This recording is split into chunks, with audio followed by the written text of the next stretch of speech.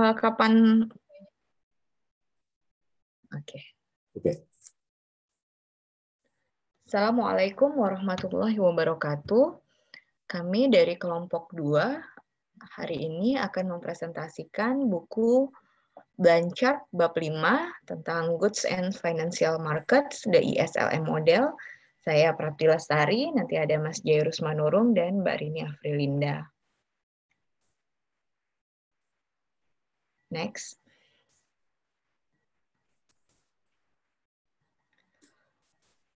Kita mengulang kembali ya, kemarin di bab 3 kita sudah membahas tentang pasar barang, lalu di bab 4 kita membahas tentang pasar uang. Nah, di bab 5 ini kita akan membahas pasar barang dan pasar uang secara bersama-sama.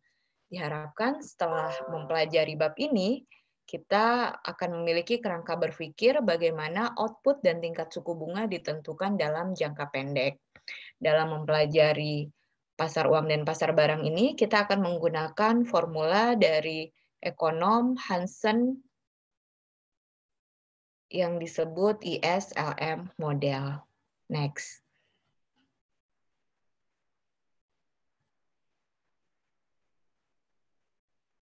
Pembahasan bab 5 terdiri dari 5 subbab. Yang pertama adalah equilibrium di pasar barang dengan kurva IS, lalu equilibrium di pasar uang dengan kurva LM, lalu kurva ISLM secara bersama-sama, dan bagaimana kita menggunakan kurva IS dan LM untuk analisis kebijakan. Dan terakhir kita akan melihat apakah model ISLM ini sesuai dengan fakta di dunia nyata. Next. Kita awali dengan pembahasan pasar barang ya. Nah, kita mengingat kembali pembahasan kita di bab 3, di mana keseimbangan pasar barang itu adalah kondisi di mana produksi yang kita notasikan dengan Y sama dengan permintaan barang Z. Kondisi ini disebut hubungan IS. Permintaan adalah jumlah konsumsi, investasi, dan belanja pemerintah. Kalau kita mengasumsikan konsumsi adalah fungsi dari pendapatan disposable atau pendapatan dikurangi pajak, maka kita mendapatkan persamaan Z sama dengan C, yaitu fungsi dari pendapatan dikurang pajak, ditambah I, ditambah G. Di mana Z adalah permintaan barang, C adalah konsumsi, I adalah investasi, dan G adalah pengeluaran pemerintah. Nah, di bab 3 kemarin kita mengasumsikan hubungan antara konsumsi dengan pendapatan disposable atau Y min T adalah linear. Sehingga kita dapatkan C sama dengan C fungsi dari pendapatan dikurang pajak. Kondisi keseimbangan di pasar barang akan terjadi apabila Y sama dengan C fungsi dari pendapatan dikurang pajak ditambah investasi ditambah pengeluaran pemerintah G. Berdasarkan persamaan tersebut, maka faktor yang mempengaruhi keseimbangan output adalah pengeluaran pemerintah atau G dan pergeseran permintaan konsumsi. Sampai di bab 3 kemarin, kita berasumsi bahwa tingkat suku bunga tidak mempengaruhi permintaan barang.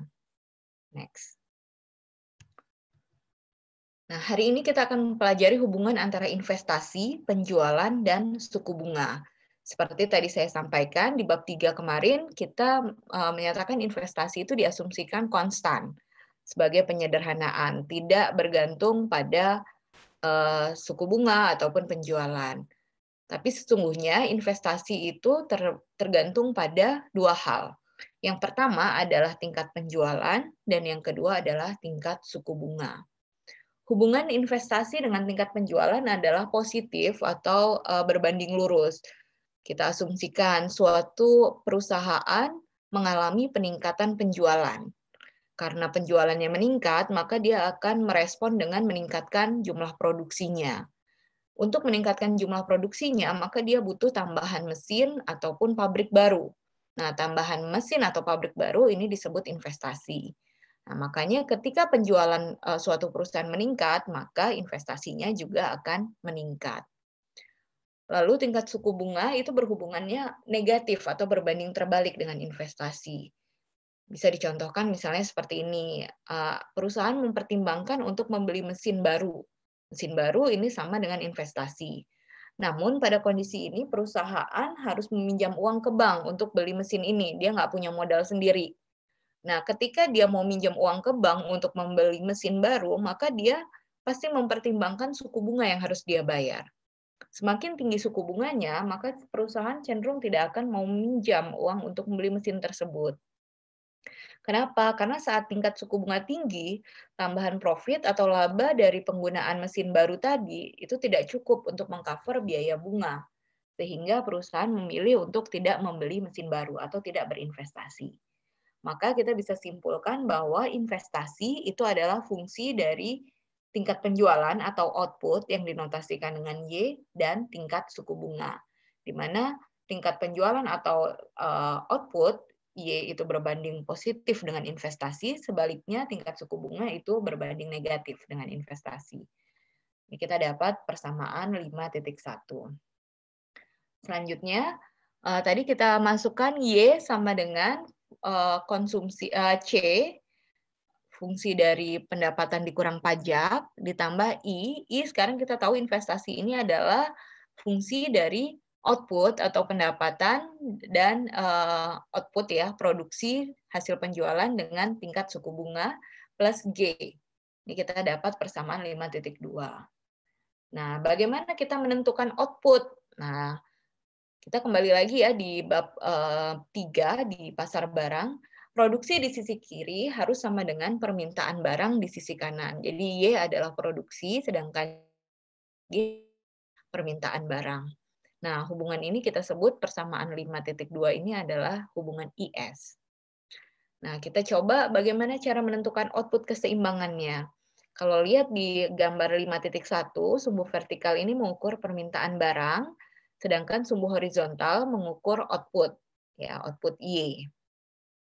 Pada tingkat suku bunga tertentu, permintaan adalah fungsi kenaikan dari output atau fungsi garis lurus ya, berbanding lurus dengan output. Kenapa? Karena alasan pertamanya, setiap ada kenaikan output, maka pendapatan akan naik. Ketika pendapatan akan naik, maka pendapatan disposable juga naik. Pendapatan disposable naik akan meningkatkan konsumsi. Kenaikan output juga berarti, tadi yang kita pelajari sebelumnya, setiap kali ada kenaikan output akan direspon oleh perusahaan dengan peningkatan investasi. Hubungan antara investasi dan produksi yang tadi kita pelajari.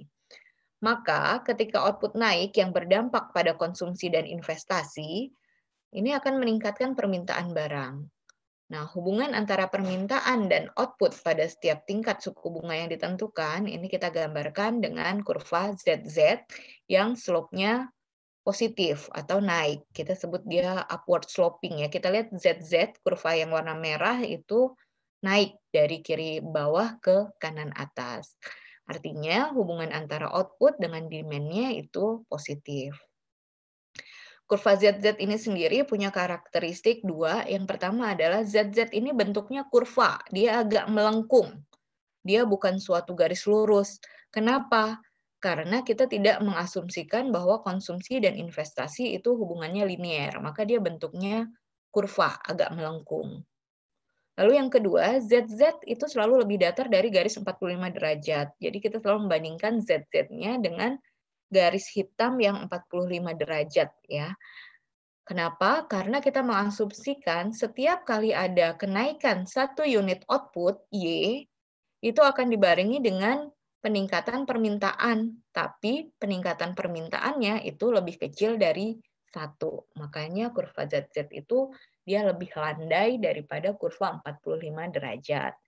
Nah, keseimbangan di pasar barang itu terjadi pada perpotongan antara kurva ZZ dengan kurva 45 derajat atau garis 45 derajat yang dalam gambar 5.1 itu adalah titik A. Di keseimbangan titik A itu adalah keseimbangan pasar barang, yaitu titik di mana permintaan barang sama dengan output. Nah, itu adalah keseimbangan outputnya adalah sebesar Y. Jadi titik A ya kita outputnya. Lalu bagaimana kita menurunkan kurva IS setelah kita punya kurva permintaan ZZ tadi? Kita perhatikan di gambar 5.2 yang A ya, diawali dengan equilibrium awal kurva ZZ adalah di titik A, di mana Di titik A itu output-nya adalah sebesar Y dan demand-nya adalah sebesar Z yang di atas ya. Lalu kita asumsikan bahwa tingkat suku bunga naik dari I ke I aksen. Kita perhatikan di B-nya ya, ketika I naik dari I ke I aksen. Nah, ketika suku bunga naik, maka akan menurunkan investasi. Tadi kita ingat ya, kalau suku bunganya naik, maka investasinya turun dan juga menurunkan permintaan. Maka karena adanya penurunan permintaan, kurva ZZ itu bergeser ke bawah dari ZZ ke ZZ aksen. Nah, titik potongnya dengan garis 45 derajat adalah sekarang di A aksen. Jadi tingkat keseimbangan baru adalah A aksen. Kalau kita lihat Y-nya menjadi Y aksen, keseimbangan Y-nya, yaitu output-nya lebih sedikit ya dari output awal. Y bergeser ke Y aksen. Nah, keseimbangan baru terjadi pada titik Y aksen. Jadi, ketika tingkat suku bunga naik, maka tingkat investasinya akan turun. Penurunan investasi akan menurunkan output atau Y-nya. Dan selanjutnya akan menurunkan konsumsi dan investasi melalui efek multiplier. Jadi kita bisa plot tadi di titik yang di kurva ZZ, kurva permintaan, karena adanya kenaikan suku bunga dari I ke I aksen yang digambarkan di kurva IS, itu I-nya dari I naik ke I aksen, itu kurva ZZ-nya bergeser dari ZZ ke ZZ aksen. Tinggal tarik aja, titik A tarik ke bawah, kita dapat output-nya sebesar Y. Kita lanjutkan ke kurva IS. Y turun. Lalu ketika interest rate-nya naik dari I ke I aksen di kurva IS yang bawah, kita lihat, maka Y-nya bergeser tadi karena perpotongan antara ZZ dengan kurva 45 derajat adalah di A aksen. Jadi dari A aksen turun ke bawah. Kita lihat hubungannya sekarang. Jadi ketika interest rate-nya naik, maka output-nya atau Y-nya juga bergeser ke kiri. Di A aksen ya. Maka di sini kita lihat hubungan antara output dan interest rate di kurva IS adalah berbanding terbalik, sehingga slope-nya adalah negatif. Bentuk kurva IS adalah melengkung dari kiri atas ke kanan bawah. Jadi semakin tinggi tingkat suku bunga, maka tingkat output semakin rendah. Inilah yang kita sebut sebagai kurva IS yang berbentuk downward sloping atau slope-nya negatif. Oke, next. Nah, kurva IS ini bisa bergeser ke kanan atau ke kiri. Nah, apa yang membuat kurva IS ini bisa bergeser ke kanan atau ke kiri? Yang perlu menjadi perhatian ketika kita mempelajari pergeseran kurva IS, tingkat suku bunga atau I ini tetap. I-nya tetap. Kita bisa lihat I-nya itu tetap di angka itu ya, di titik itu, tapi kurva IS-nya geser nih. Nah, saya contohkan di sini pertama di gambar ini adalah kurva IS bergeser dari IS ke IS aksen atau geser ke kiri. Nah, apa yang membuat kurva IS ini bergeser ke kiri? Nah, yang membuat kurva ini geser ke kiri adalah turunnya output keseimbangan Y, yaitu dari Y ke Y aksen. Nah, kejadian apa yang membuat output keseimbangan itu berkurang dari Y ke Y aksen? Kejadiannya bisa karena adanya kenaikan pajak, penurunan belanja pemerintah, atau turunnya kepercayaan konsumen yang menurunkan konsumsi suatu barang. Contohnya, misalnya saya contohkan terjadi kenaikan pajak. Kalau pajaknya naik, maka pendapatan disposable kita tadi jadi berkurang. Ketika pendapatan disposable kita berkurang, maka permintaan terhadap barang itu akan berkurang. Direspon oleh perusahaan dengan jumlah produksi yang lebih sedikit atau Y-nya berkurang. Maka kurvanya, kurva IS itu bergeser ke kiri, di mana Y-nya tadinya adalah Y, keseimbangannya, nah berkurang menjadi Y aksen. Gitu ya. Sebaliknya, kurva IS juga bisa bergeser ke kanan ketika terjadi peningkatan output. Contohnya misalnya belanja pemerintah naik. Belanja pemerintah naik itu berarti permintaan barang di pasar barang itu meningkat. Artinya Y-nya meningkat. Jadi kalau Y awalnya adalah Y, maka IS bisa bergeser ke kanan. Bergeser ke kanan, kalau Y bergeser ke kanan artinya Y-nya akan meningkat. Nah, jadi kurva IS ini bisa bergeser ke kiri atau ke kanan tergantung pada adanya peningkatan atau penurunan permintaan barang di pasar barang. Dan perlu menjadi catatan sekali lagi adalah tingkat suku bunganya tetap. Oke, next. Jadi kita bisa simpulkan 3 hal di sini. Kurva IS ini menunjukkan keseimbangan di pasar barang. Kenaikan tingkat suku bunga akan menurunkan output, dan hal ini tercermin dalam slope kurva IS yang menurun atau downward sloping. Dan kurva IS ini bisa bergeser ke kiri atau ke kanan tergantung adanya perubahan yang meningkatkan atau menurunkan permintaan suatu barang di pasar barang. Kalau terjadi penurunan permintaan barang di pasar barang, maka kurva IS-nya bergeser ke kiri. Kalau terjadi peningkatan permintaan barang di pasar barang, maka kurvanya akan bergeser ke kanan. Sekali lagi, kurva IS itu menunjukkan keseimbangan di pasar barang. Oke, next. Selanjutnya kita akan melihat pasar uang yang ditunjukkan dengan kurva LM. Tadi barang itu IS, kalau uang adalah LM. Nah, kita kembali mempelajari ulang bab yang keempat ya, review lagi. Di bab 4 kita mempelajari tentang permintaan dan penawaran uang, di mana fungsi penawaran uang adalah pendapatan dan tingkat suku bunga. M adalah nominal money stock atau penawaran uang nominal, di mana di sini diasumsikan bahwa bank sentral yang mengendalikan sepenuhnya jumlah uang beredar secara langsung. Jadi dia tidak tergantung suku bunga nih, karena bank sentral yang menentukan jumlah uang beredarnya atau nominal money stock-nya. Sisi kanan persamaan adalah permintaan uang, yang merupakan fungsi dari pendapatan nominal Y dan tingkat suku bunga nominal atau I. Setiap kali ada kenaikan pendapatan nominal, maka akan meningkatkan permintaan uang. Sedangkan kenaikan tingkat suku bunga akan menurunkan permintaan uang. Nah, keseimbangan terjadi pada saat penawaran uang sama dengan permintaan uang. Pokoknya selalu diingat ketika pendapatan naik, maka kita berarti permintaan uang kita juga banyak, karena kan banyak uang yang mau kita pegang karena pendapatan kita naik. Sebaliknya, kalau tingkat suku bunga naik, maka kita akan lebih suka menyimpan uang kita di bank, tidak kita pegang. Maka permintaan uang akan turun. Oke, sekarang kita bahas tentang uang real, pendapatan real, dan tingkat suku bunga. Kita punya persamaan 5.3 di mana M per P sama dengan Y, L fungsi dari tingkat suku bunga. M per P ini adalah penawaran uang real. Nah, tadi kita punya penawaran uang nominal, simbolnya adalah M. Di sini kita pakai M per P.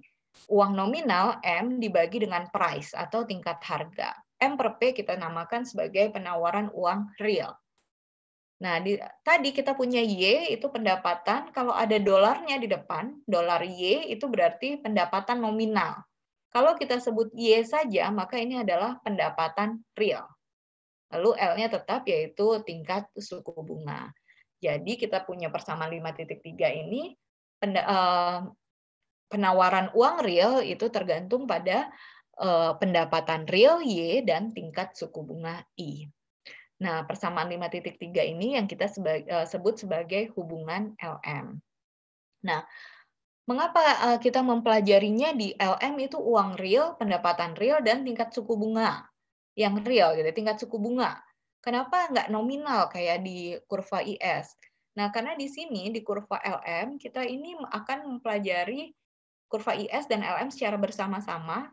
Kalau tadi masih ingat, sumbu horizontalnya adalah output atau Y. Output itu kan barang. Nah, kalau kita pakai hanya M, jumlah uang beredar atau uang nominal, maka tidak akan bisa disamakan. Makanya kita pakai M per P. M per P itu adalah uang real. Uang real itu kalau kita bandingkan dengan jumlah output ya, maka M per P itu sama dengan outputnya atau uang realnya. Makanya dalam persamaan LM kita menggunakan uang real dan pendapatan real, bukan uang dan pendapatan nominal. Oke, next. Nah, bagaimana kita menurunkan kurva ILM? Nah, untuk melihat hubungan output dan tingkat suku bunga pada persamaan 5.3 tadi, maka kita perlu memperhatikan gambar 5.4 yang A. tingkat suku bunga berada pada sumbu vertikal dan uang real berada pada sumbu horizontal. M per P-nya horizontal ya, atau uang real, sedangkan di vertikalnya adalah tingkat suku bunga. Penawaran uang real ditunjukkan dengan garis vertikal M per P. Kenapa garisnya vertikal? M per P itu garis yang warna biru, atau kita simbolkan sebagai MS atau money supply. Karena tadi money supply atau jumlah uang beredar itu sepenuhnya dikendalikan oleh bank sentral, sehingga dia tidak tergantung pada tingkat suku bunga. Makanya ini M per P-nya atau kurva MS-nya itu tegak lurus. Ya. Oke, tadi M per P itu dinotasikan dengan MS yang berupa garis lurus ya. Lalu untuk tingkat pendapatan yang ditentukan, Y, permintaan uang real adalah fungsi dari suku bunga yang menurun. Nah, jadi ini bentuknya downward sloping kalau kita lihat garis biru ya untuk MD. MD yang melengkung itu permintaan uang tadi berbanding terbalik dengan tingkat suku bunga. Ketika tingkat suku bunganya tinggi, maka permintaan uangnya atau MD-nya turun. Sebaliknya ketika tingkat suku bunganya rendah, maka MD-nya naik. Maka kurva MD itu bentuknya adalah downward sloping atau menurun dari kiri atas ke kanan bawah. Keseimbangan terjadi pada titik A awalnya, di mana penawaran uang sama dengan permintaan uang dan tingkat suku bunga sebesar I. Ini masih gambar A ya. Maka jika pendapatan naik dari Y ke Y aksen, maka artinya akan ada permintaan uang yang naik. Ingat, setiap ada pendapatan naik, maka permintaan uang akan naik. Maka kurva MD ini geser dari MD ke MD aksen yang di atas, atau bergesernya ke kanan ya. Maka terjadi keseimbangan baru di titik A aksen. Apa yang terjadi ketika bergeser dari A ke A aksen, maka tingkat suku bunganya naik dari I ke I aksen. Mengapa I-nya naik? Karena saat pendapatan naik, permintaan uang naik, tetapi penawaran uang tetap, MS-nya tetap, garis lurus. Sehingga tingkat suku bunga harus naik sampai dua dampak kebalikan dari permintaan uang saling menghilangkan. Sehingga MD akan sama dengan MS, dan itu adalah equilibrium di pasar uang. Nah, ini perlu menjadi catatan. Dampak kebalikan yang saya tebalkan ini maksudnya adalah bahwa ketika pendapatan naik, maka orang cenderung akan memegang uang lebih banyak. Artinya permintaan uangnya naik. Namun sebaliknya, ketika tingkat suku bunga naik, maka orang cenderung memegang uang lebih sedikit. Kenapa? Karena dia lebih suka untuk menabungkan uangnya di bank, tidak untuk dipegang, karena suku bunganya lebih menarik. Oke, next. Dari figur 5.4a kita ketahui bahwa tingkat suku bunga berhubungan dengan pendapatan pada penawaran uang tertentu. Pada 54b kita lihat bahwa keseimbangan tingkat suku bunga I di sumbu vertikal dan pendapatan di sumbu horizontal. Keseimbangan di pasar uang itu terjadi ketika semakin tinggi output, maka semakin tinggi permintaan uang. Oleh karena itu, keseimbangan tingkat suku bunga akan menjadi lebih tinggi. Nah, hubungan antara output dan tingkat suku bunga, ini tadi hubungannya adalah positif, maka slope dari kurva LM itu juga positif. Jadi kita sebut kurva LM ini upward sloping, atau slope-nya positif, naik dari kiri bawah ke kanan atas. Oke, next. Seperti halnya kurva IS, maka kurva LM juga bisa bergeser ke kanan, bergeser ke atas atau ke bawah. Perlu diingat dalam pergeseran kurva LM, yang bisa menggeser kurva LM ke atas atau ke bawah itu karena adanya perubahan keseimbangan di pasar uang. Kalau IS tadi adalah pasar barang, maka kurva LM adalah pasar uang. Setiap kali terjadi kenaikan penawaran uang, maka akan menurunkan tingkat suku bunga atau kurva LM bergeser turun. Sebaliknya, setiap kali ada penurunan penawaran uang, maka akan meningkatkan tingkat suku bunga atau LM bergeser ke atas. Ini juga perlu menjadi catatan, kenapa kalau kurva IS kita bilangnya geser ke kanan atau geser ke kiri. Sedangkan kalau untuk kurva LM, ini kita sebutnya bergeser ke atas dan bergerak ke bawah gitu, atau bergeser ke atas ke bawah. Ini karena di pasar barang kita ini mau tahu berapa Y output berubah dengan tingkat suku bunga tertentu. Atau dengan kata lain, kita ingin mengetahui apa yang terjadi pada Y ketika I-nya berubah atau variabel eksogennya berubah. Yang kita cari adalah Y di pasar IS atau pasar barang. Y sendiri adanya di sumbu horizontal, jadi kita bilang dia gesernya ke kanan atau ke kiri karena dia horizontal. Sedangkan di pasar uang, kita ingin menentukan berapakah tingkat suku bunga I pada saat Y-nya ditentukan. Atau dengan kata lain, kita ingin mengetahui apa yang terjadi pada tingkat suku bunga saat variabel Y-nya berubah. Nah, I-nya berada di sumbu vertikal, atau interest rate-nya itu adanya di sumbu vertikal ya. Nah, karena dia di vertikal, maka bergeraknya kita sebutnya gerak ke atas atau ke bawah. Gitu. Kalau di IS, geser ke kanan atau ke kiri. Oke, next. Jadi kita bisa simpulkan LM ini adalah keseimbangan pasar uang untuk berapapun penawaran uang real yang diberikan, setiap kali ada kenaikan tingkat pendapatan yang menaikkan permintaan uang, maka akan meningkatkan tingkat suku bunga. Sehingga LM, kurva LM itu berbentuk upward sloping atau slope-nya positif, naik. Dan kurva LM ini yang menunjukkan keseimbangan di pasar uang, dia bisa bergeser ke atas atau ke bawah tergantung pada penurunan penawaran uang yang menggeser kurva LM ke atas atau sebaliknya. Setiap ada kenaikan penawaran uang akan menggeser kurva LM ke bawah. Demikian untuk kurva IS dan LM akan dilanjutkan oleh Mas Jairus. Silakan. Terima kasih, Mbak.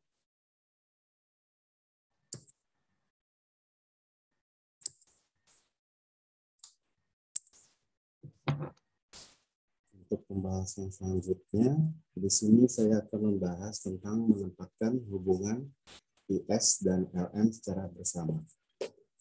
Hubungan IS itu sendiri yaitu dirumuskan dengan Y sama dengan fungsi C, fungsi dari Y min T atau pendapatan disposable atau pendapatan dikurangi pajak ditambah dengan I, fungsi dari pendapatan dan tingkat suku bunga ditambahkan dengan Y atau pengeluaran pemerintah.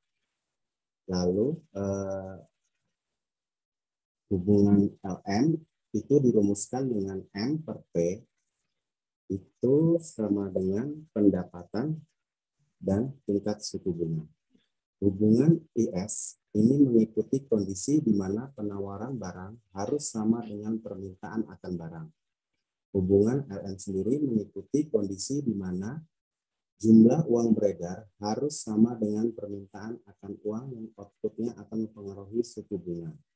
Sehingga pada titik waktu, penawaran barang harus sama dengan permintaan akan barang dan jumlah uang beredar harus sama dengan permintaan akan uang.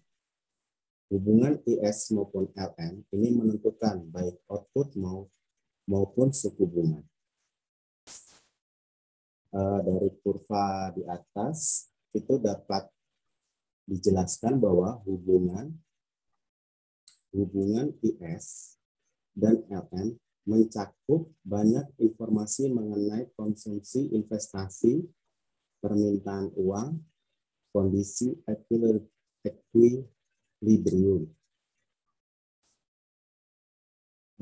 di mana equilibrium di pasar barang menyiratkan bahwa peningkatan suku bunga mengakibatkan penurunan output yang ditunjukkan oleh kurva IS. Equilibrium dalam pasar keuangan menyiratkan bahwa peningkatan output mengakibatkan peningkatan suku bunga yang ditunjukkan oleh kurva LM.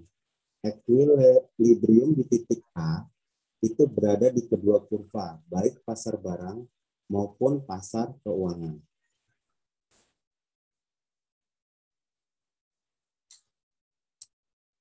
Lalu kebijakan fiskal dan kebijakan moneter. kebijakan fiskal ini merupakan langkah-langkah yang dilakukan pemerintah untuk mengelola dan mengarahkan perekonomian agar bergerak ke arah yang lebih baik atau yang diinginkan dengan cara mengatur penerimaan di sektor pajak dan pengeluaran pemerintah guna mempengaruhi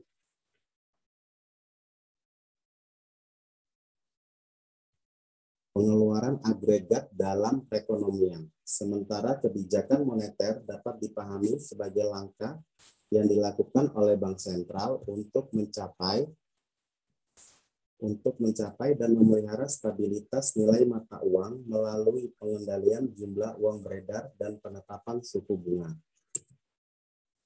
Misalkan pemerintah memutuskan untuk mengurangi defisit anggaran dan melakukannya dengan meningkatkan pajak sembari mempertahankan pengeluaran pemerintah agar tidak berubah. Ini yang disebut dengan kontraksi fiskal.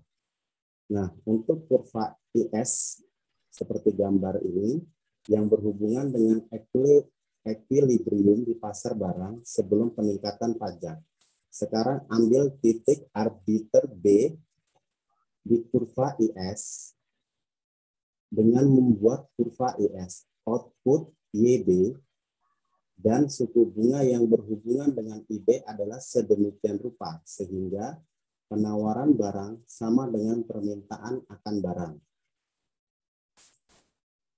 Lalu, di kurva ini, kurva LM yang berhubungan dengan equilibrium di pasar keuangan sebelum peningkatan pajak, ambil titik arbiter F di kurva LN ini dengan membuat kurva LN suku bunga IF. Suku bunga IF dan pendapatan YF adalah sedemikian rupa sehingga jumlah uang beredar sama dengan permintaan akan uang. Misalkan dalam gambar yang C itu equilibrium awal berada di titik A. Pada perpotongan antara kurva IS dan LN, pada gambar A dan B yang sebelumnya, itu setelah peningkatan pajak, kurva IS bergerak ke kiri dari IS ke IS aksen. Equilibrium yang baru berada pada perpotongan kurva IS yang baru dan kurva LN yang tidak berubah atau di titik A aksen. Output dari Y ke Y aksen. Suku bunga menurun dari I ke I aksen. Karena itu, begitu kurva IS bergeser, ekonomi bergerak sepanjang kurva LN, yaitu dari titik A ke A aksen. Peningkatan jumlah uang beredar itu disebut dengan ekspansi moneter, sedangkan penurunan jumlah uang beredar disebut kontraksi moneter. Nah, dalam gambar ini, misalkan bank sentral meningkatkan uang nominal M melalui operasi pasar terbuka. Berdasarkan asumsi kita bahwa tingkat harga adalah tetap dalam jangka pendek. Peningkatan uang nominal tersebut menimbulkan peningkatan uang real 1 untuk 1 M per P, jumlah uang beredar secara real, yang lebih tinggi dengan M aksen per P. Lalu di sini tabel yang menunjukkan pengaruh kebijakan fiskal dan moneter, di mana jika terjadi peningkatan pajak, maka pergeseran kurva IS itu ke kiri, pergeseran LM itu tidak ada, pergerakan output itu turun, dan pergerakan suku bunga itu turun. Lalu, jika terjadi penurunan suku bunga, maka pergeseran IS itu bergerak ke kanan. Sedangkan pergeseran LM itu tidak ada, pergeseran output itu naik, dan pergeseran suku bunga naik. Jika terjadi peningkatan pengeluaran, maka pergeseran IS itu ke kanan, lalu pergeseran LM itu tidak ada, pergerakan output itu naik, dan pergerakan suku bunga naik. Lalu jika terjadi penurunan pengeluaran, maka pergeseran IS itu ke kiri, lalu pergeseran LM tidak ada, pergerakan output turun, dan pergerakan suku bunga turun. Jika terjadi peningkatan uang, maka pergeseran IS itu tidak ada, pergeseran LM turun, pergeseran output itu naik, lalu pergerakan suku bunga turun.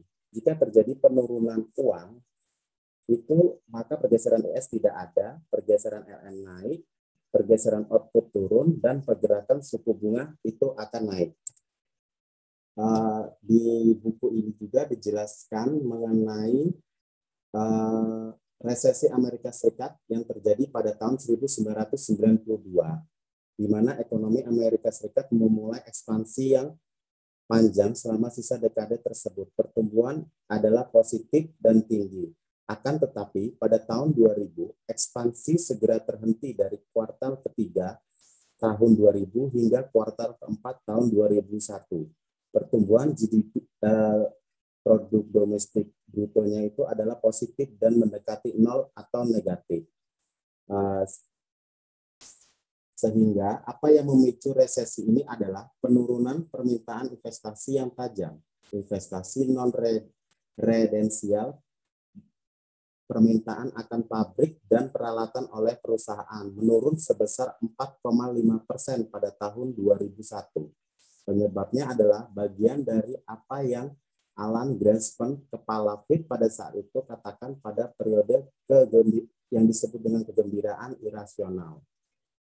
Lalu di sini saya jelaskan mengenai resesi Amerika Serikat pada tahun 2001, yaitu pada gambar ini menyajikan tingkat pertumbuhan setiap kuartal dari tahun 1999 kuartal pertama hingga 2002 kuartal keempat.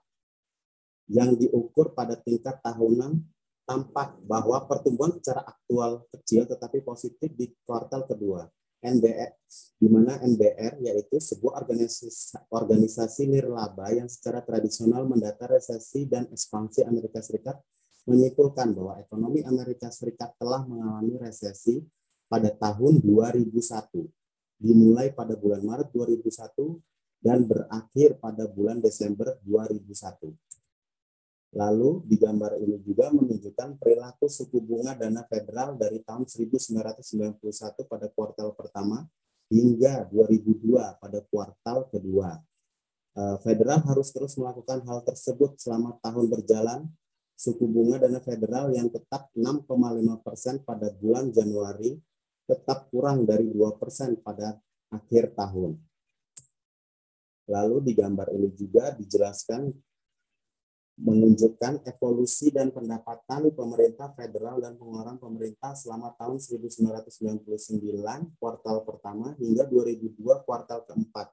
Yang keduanya diekspresikan sebagai rasio terhadap produk domestik bruto. Perhatikan bahwa penurunan pendapatan yang dramatis ini dimulai pada kuartal ketiga tahun 2001.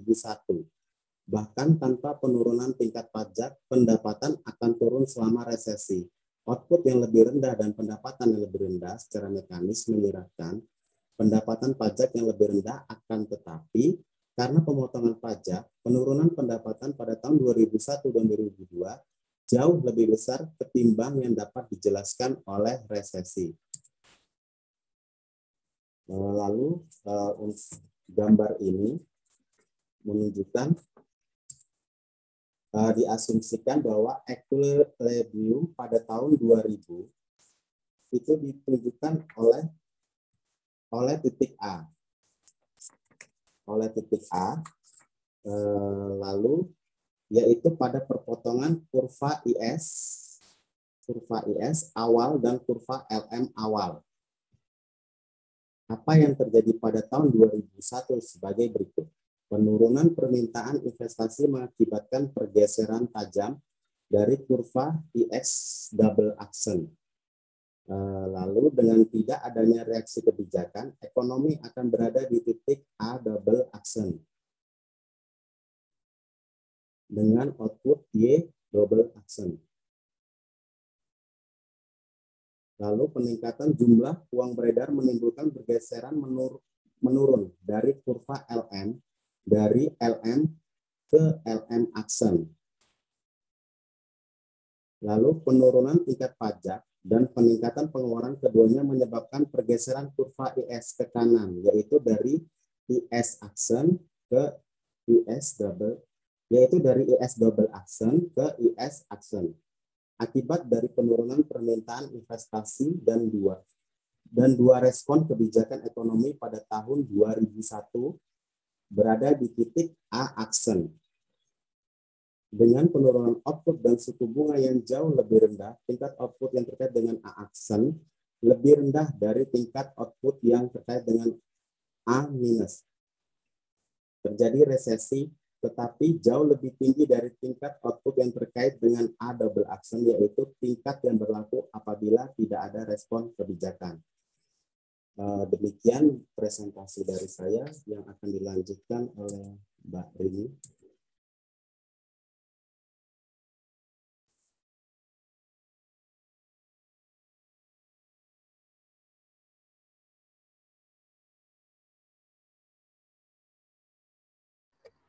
Baiklah, di sini saya ingin melanjutkan pemaparan dari kelompok kami, yaitu bagaimana ISLM sesuai dengan fakta.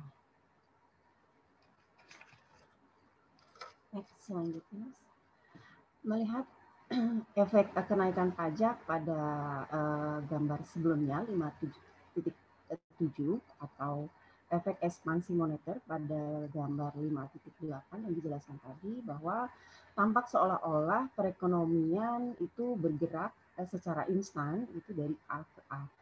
Output pun berubah seketika dari Y ke Y. Ini jelas tidak realistis. Jelas membutuhkan waktu penyesuaian kekeluaran. Untuk menangkap dimensi waktu perlu juga diperkenalkannya kembali dinamika. Dan untuk memperkenalkan dinamika secara formal akan sulit. Tetapi itu bisa dijelaskan sesuai dengan mekanisme dengan kata-kata. Ada beberapa mekanisme yang mungkin akan menjadi familiar. Yang pertama itu konsumen cenderung meluangkan waktu untuk menyesuaikan konsumsi. Mereka menyusul perubahan dalam disposable income. Yang kedua, perusahaan cenderung membutuhkan waktu untuk menyesuaikan pengeluaran investasi setelah perubahan dalam penjualan mereka. Dan yang ketiga, perusahaan cenderung membutuhkan waktu untuk menyesuaikan pengeluaran investasi setelah perubahan tingkat bunga. Dan yang keempat, perusahaan cenderung itu membutuhkan waktu untuk menyesuaikan produksi menyusul perubahan dalam penjualan mereka. Nah, di sini ada bisa kita lihat di sini ada kurva di mana ini adalah data menggunakan ekonomi kita, yang di mana ini adalah data dari Amerika Serikat diambil dari tahun 1960 hingga 1990. Nah, di studi tersebut itu melihat pengaruh adanya keputusan Fed untuk menaikkan suku bunga dana federal sebesar 1%, dan ini melacak tipikal dari peningkatan semacam bahwa sejumlah variabel makroekonomi. Pengaruh dari kenaikan tingkat dana federal dalam jangka pendek, kenaikan suku bunga federal menyebabkan penurunan output dan meningkatkan pengangguran, akan tetapi hanya berdampak kecil pada tingkat harga. Bisa dijelaskan di sini bahwa pada gambar 5.9a itu menunjukkan bahwa adanya efek kenaikan tingkat dana federal sebesar 1% dan penjualan eceran dari waktu ke waktu, dan di sini ada presentasi perubahan dalam penjualan eceran itu diplot pada sumbu vertikal. Waktu diukur seperempat berada pada sumbu horizontal, berfokus pada perkiraan terbaik garis solid, menunjukkan bahwa kenaikan tingkat dana federal sebesar 1% itu menyebabkan penurunan penjualan retail.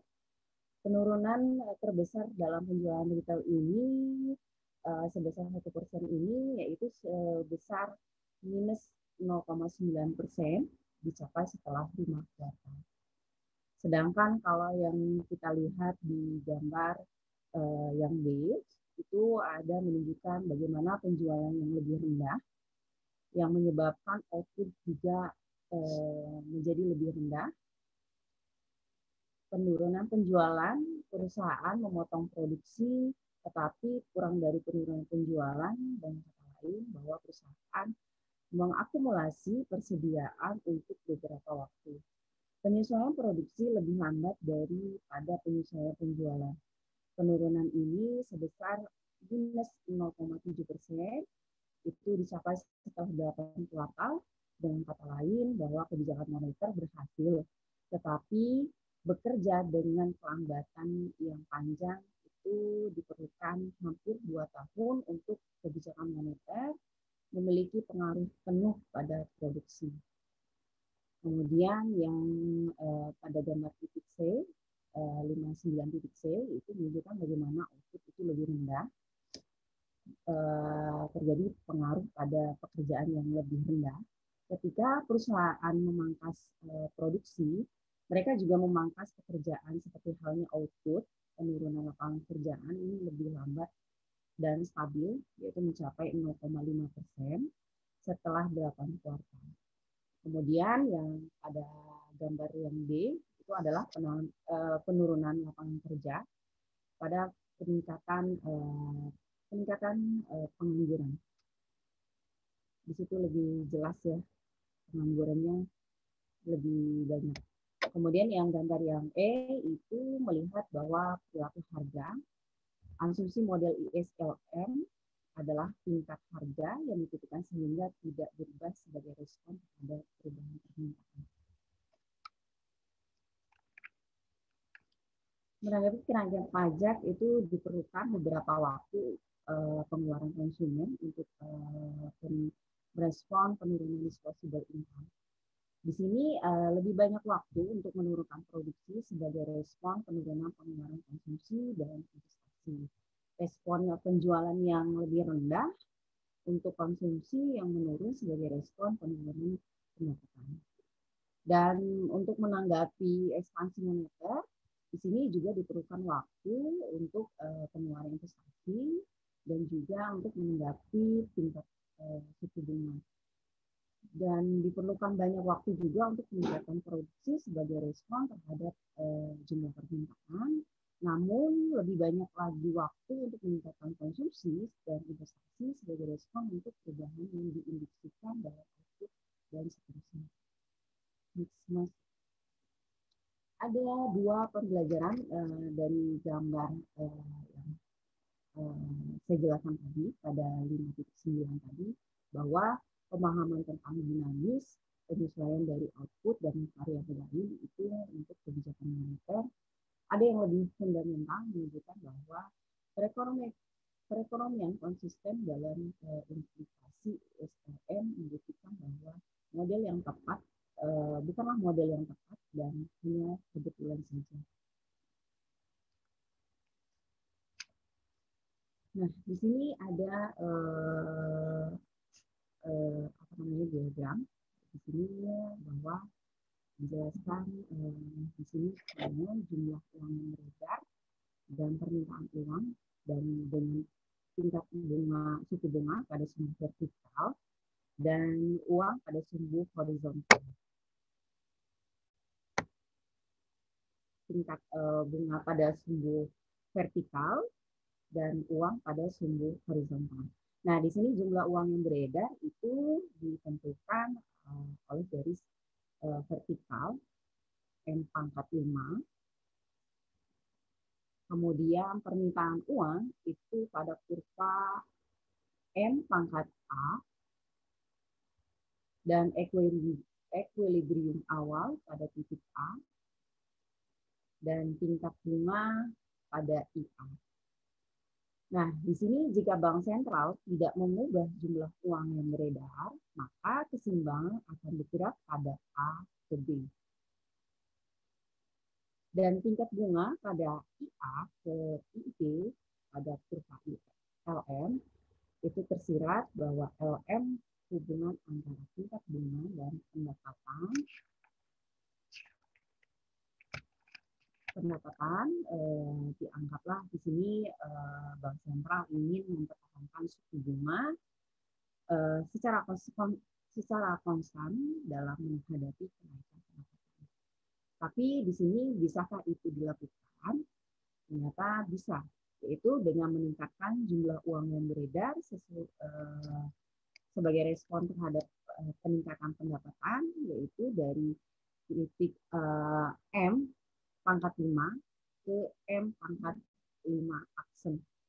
Maka di sini akan terjadi ialah tingkat suku bunga akan tetap konstan. Keseimbangan akan bergerak dari A ke D dan tingkat bunga akan tetap konstan pada IA. Kurva LN ini yang dihasilkan dilambangkan dengan FN. Dan pada gambar yang B itu akan menjadi horizontal sebagai tanggapan akan peningkatan pendapatan. Di sini Bank Sentral akan menyesuaikan jumlah uang yang beredar sehingga tingkat suku bunga tetap konstan. Untuk meningkatkan jumlah uang yang beredar pada titik M pangkat 5 itu lebih kecil dari M pangkat 5 aksen. Keseimbangan akan bergerak dari A ke C dan tingkat bunga akan meningkat dari IA ke IC. Kurva LN itu dihasilkan dilambangkan dengan LM akan miring ke atas tetapi lebih datar dari LN.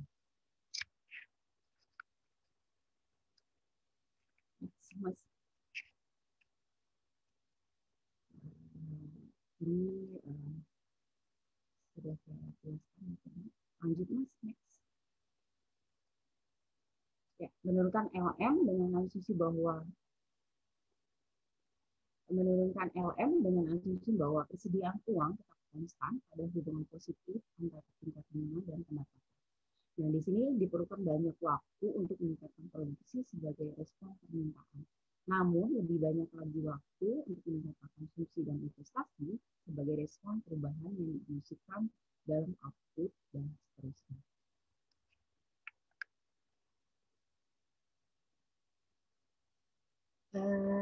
Di sini Bank Sentral itu malah berpikir bahwa menetapkan tingkat suku bunga penyusunan uang yang beredar itu akan mencapai tingkat yang mereka inginkan dengan menurunkan hubungan LM di bawah asumsi alternatif bahwa menetapkan suku bunga penyusunan uang yang beredar itu sepenuhnya untuk mencapai tujuan itu.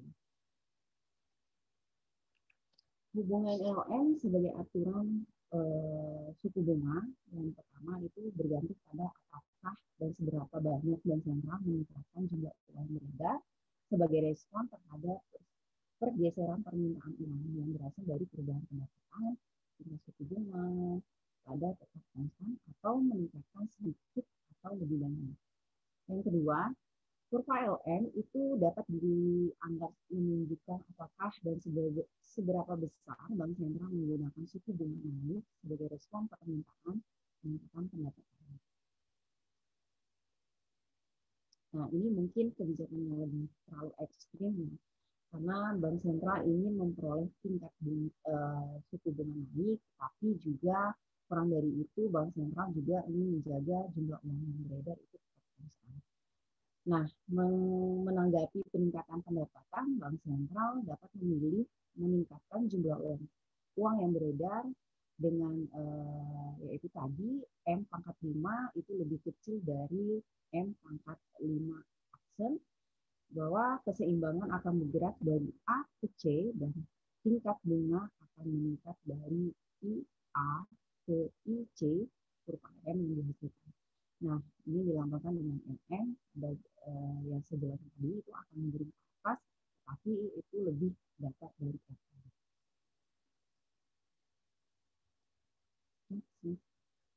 Nah, kesimpulan dari pada ESLM ini bahwa model ISLM itu mencirikan indikasi equilibrium baik di pasar barang maupun keuangan. Relasi IS pada kurva IS itu menunjukkan kombinasi tingkat bunga dan tingkat output yang konsisten dengan equilibrium equilibrium di pasar barang, kenaikan tingkat bunga menyebabkan penurunan output, akibatnya kurva IS itu miring ke bawah. Dan relasi LM pada kurva ILM menunjukkan kombinasi tingkat bunga dan tingkat output yang konsisten dengan equilibrium di pasar keuangan. Mengingat bahwa jumlah uang yang beredar itu adalah real, pendapatan output menyebabkan peningkatan tingkat bunga, akibatnya kurva ILM itu miring ke atas. Ekspansi fiskal menggeser kurva IS ke kanan, menyebabkan peningkatan output dan kenaikan tingkat bunga. Kontraksi fiskal menggeser kurva IS ke kiri, menyebabkan penurunan output dan penurunan tingkat bunga. Sedangkan untuk ekspansi moneter itu menggeser kurva LM ke bawah, yang menyebabkan peningkatan output dan menurunkan tingkat bunga. Kontraksi moneter menggeser kurva LM ke atas, yang menyebabkan penurunan output dan kenaikan tingkat bunga. Kombinasi kebijakan moneter dan fiskal itu dikenal sebagai bauran kebijakan moneter fiskal atau hanya bauran kebijakan. Terkadang kebijakan moneter dan fiskal itu digunakan ke arah yang sama. Ini adalah kasus sama selama resesi Amerika Serikat pada tahun 2001. Terkadang mereka juga digunakan dalam arah berlawanan. Kontraksi fiskal dan ekspansi moneter misalnya dapat menurunkan defisit anggaran sambil menghindari penurunan output. Dan yang terakhir, bahwa model ISLM itu tampaknya menggambarkan dengan baik perilaku perekonomian dalam jangka pendek. Secara khusus, efek kebijakan moneter itu tampaknya serupa dan dengan disiratkan oleh model ISLM. Setelah dinamika diperkenalkan dalam model, kenaikan tingkat bunga karena kontraksi moneter menyebabkan peningkatan output yang stabil dengan efek maksimum terjadi setelah sekitar 8 tahun. Demikian presentasi dari kelompok kami, dan saya akhiri. Wassalamualaikum warahmatullahi wabarakatuh.